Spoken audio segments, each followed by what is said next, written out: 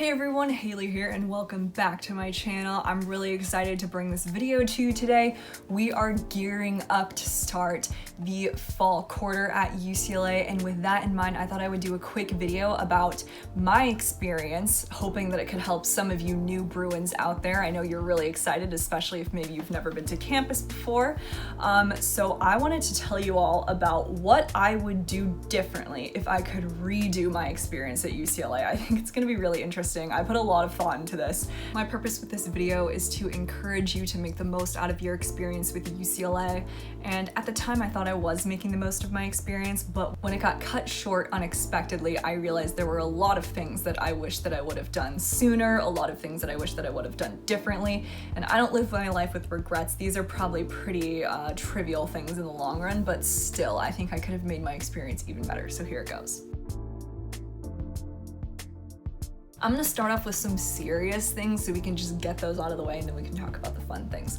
So the first thing that I regret not doing is not going to professors' office hours more, actually. If you follow my channel, you may know that I'm a big proponent of office hours. I think it's one of the greatest things and it's really one of the keys to success at the university level, in my opinion. I did go to office hours quite a lot. I went to my TA's office hours a lot. But when it came to my professor's office hours, I tended to shy away because I'm not even gonna lie, I felt a little bit intimidated. Some of the professors that I had are like top people in their field. So for me, the idea of like walking into their classroom or walking into their office and just sitting down one-on-one and having a conversation with them, I was like, okay, it's a little daunting. So that's why I didn't do it. But looking back now, I wish that I would have, because at the end of the day, they're just another human being like me. They were once in my shoes also. They weren't born knowing every single thing about their field. And, you know, especially as an undergraduate, they know that I am just studying this really for the first time. In my case, you know, my first quarter, I had only been studying it for a matter of weeks. So I'm sure they would have been more than accommodating. This is not to say that I ever got any bad vibes from any of my professors. All of my professors were nice and accommodating and nothing but helpful. It was more just my own insecurity that prevented me from going out and talking to them than anything. But I want to say, guys, I'm sure your professors will be more than happy to have you in office hours. A lot of people don't take advantage of office hours, and professors are required to host them weekly. They are like overjoyed when you come into the office hours. I did go to a few of my professors' office hours from time to time, and they were always so happy and helpful, and they worked with me through problems, even if it was like the 5th time they were explaining something to me that I just couldn't seem to understand. So it was always a positive experience.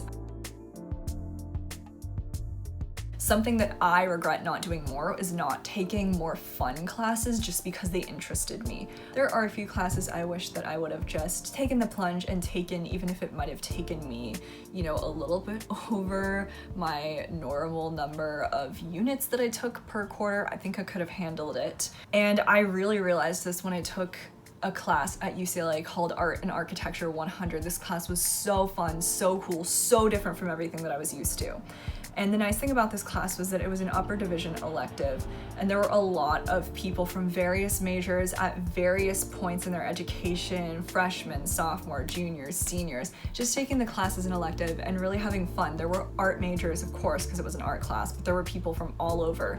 So going into this as a Ling student, linguistics that is, it was a totally different experience, because in my linguistics classes, it was very much just like get down to business, focus. Even when I did talk to other students, it tended to be centered around like, hey, do you understand this problem? Do you think you can help me out? Or like, what did you get for this? Rather than like, oh, what are you doing this weekend? Or just like anything. What was interesting about this class is that every week there would be a lecture held by a few sort of top people in their fields. There was usually an artist. There might have been a scientist every week. It was sort of like a master class if you've ever seen one of those. So every week there would be a topic and we would explore that topic, and the topics ranged from everything to like, God, the only one that comes to my mind right now is like love, justice, education. And so people who were sort of well-versed in those topics would come and give talks. And then as students, we would break away. We would come into our own discussion sections and we would talk about what these topics meant to us. And it was really fun. There was always like an art project every week that we had to do. It was cool and it was just nice to meet other people. It was one of my most enjoyable and most memorable experiences from UCLA. So after that, I realized like, hey, I should do this more often. So with that in mind, if you have the time in your schedule, I would definitely say give it a whirl if you can. It's always fun just to break away from your usual courses and see what else your school has to offer. I regret actually not working earlier. I was very hesitant to work while I went to school because I wanted to focus on my education, which is understandable. But I didn't want to find myself in a position where I was like working and I was overwhelmed because I had to do school as well. But I think after maybe 1 or 2 quarters, I was accustomed enough to the workload at school, depending on the classes that I was taking, to get a job.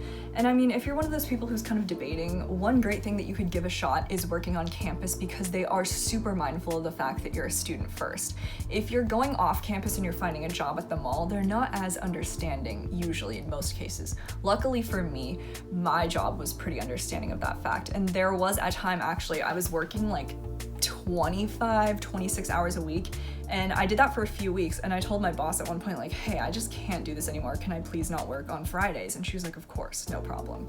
So it turned out not being as big as of a deal as I thought. I could have had an opportunity to secure the bag way earlier than I expected, but you know what? It's okay because everything turned out well.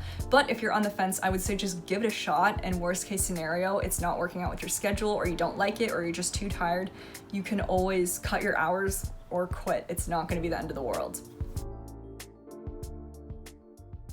All right, now that we've taken care of the serious business, we can break into the fun stuff. So number 1, I also regret not using the gyms. I never went to the gym one time. And that's really unfortunate because there are multiple gyms at UCLA that are available to the students and they are already covered in your tuition. So you don't have to pay anything extra for them. You might have to pay extra for like some of the classes that they offer, but if you just want to go and use the equipment, you're more than welcome to do that.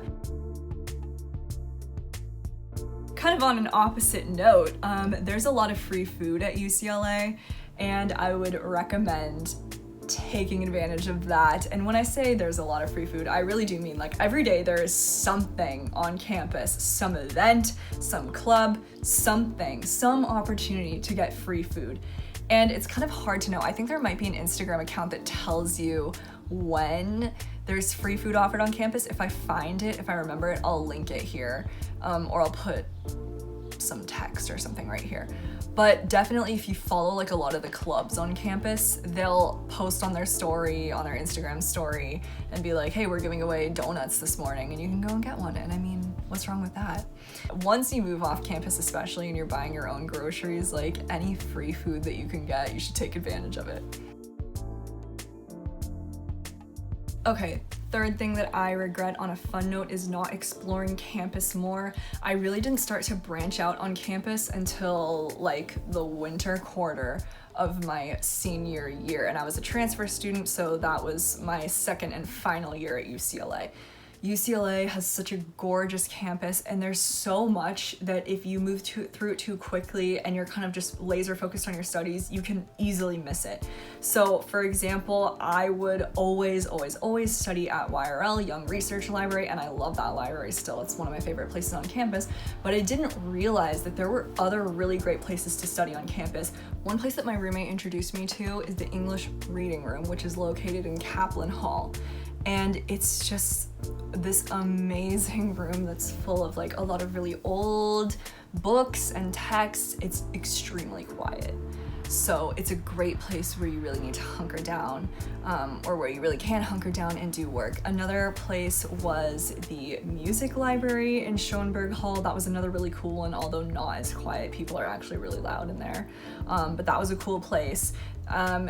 You can do a self-guided tour walking around the perimeter of the campus. I think that's a great way to just get to know the campus, because if you're just going kind of from the dorm to your classes, you can kind of get stuck in this small circle of the buildings that you only absolutely need to go to when there's a lot out there.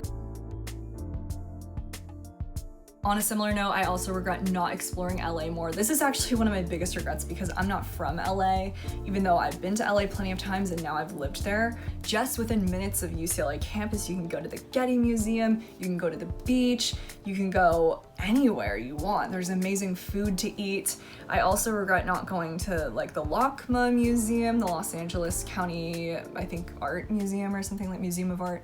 So if you're there, if you have a car especially, please get out, I'm begging you. For me, I want to live vicariously through you.